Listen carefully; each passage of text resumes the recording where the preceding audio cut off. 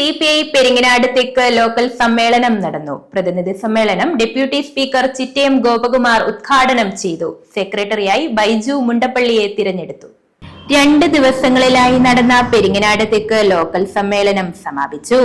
1-ാം ദിവസം വൈകിട്ട് നടന്ന പ്രകടനം പെരിങ്ങനാട് വഞ്ചിമുക്കിൽ നിന്നാരംഭിച്ച് സമ്മേളന നഗരിയായ വൈ പ്രസന്നൻ നഗറിൽ സമാപിച്ചു.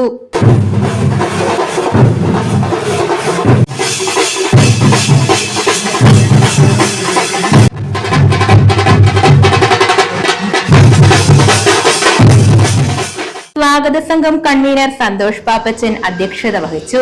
Local committee secretary Baiju Mundappally സ്വാഗതം പറഞ്ഞു.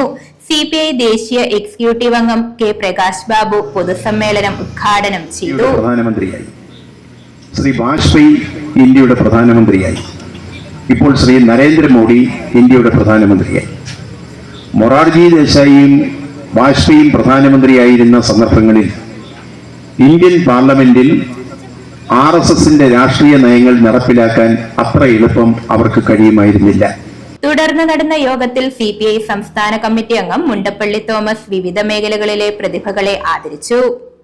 CPI ജില്ലാ കമ്മിറ്റി എക്സിക്യൂട്ടീവ് അംഗം T മുരുകേഷ്, മഹിളാ സംഘം മണ്ഡലം secretary Sumithra Suresh, Bibin Abraham, Manu M, George Samuel, Balakrishnan, PB Babu, Geetha, Omanakuttan തുടങ്ങിയവർ പ്രസംഗിച്ചു.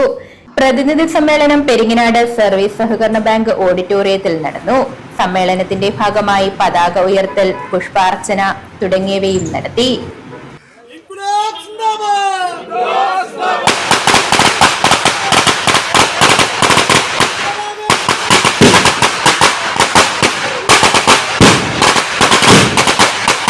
തുടർന്ന് രക്തസാക്ഷി പ്രമേയവും അനുശോചന പ്രമേയവും അവതരിപ്പിച്ചു. സ്വാഗത സംഘം ചെയർമാൻ ആശാ ഷാജി സ്വാഗതം ആശംസിച്ചു. ഡെപ്യൂട്ടി സ്പീക്കർ ചിറ്റയം ഗോപകുമാർ സമ്മേളനം ഉദ്ഘാടനം ചെയ്തു. രാഷ്ട്രീയ റിപ്പോർട്ട് അവതരണവും നടത്തി.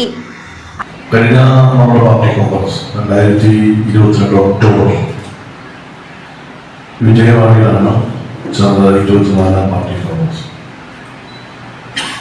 ആ 24ാം പാർട്ടി കോൺഗ്രസ് എടുത്ത രാഷ്ട്രീയ പ്രമേയം വർഗീയ ഫാസിസത്തിനെതിരായി മതനിരപേക്ഷ ഇടത് ജനാധിപത്യ കക്ഷികളുടെ വിശാലമായ ഐക്യം ശക്തിപ്പെടുത്തുക.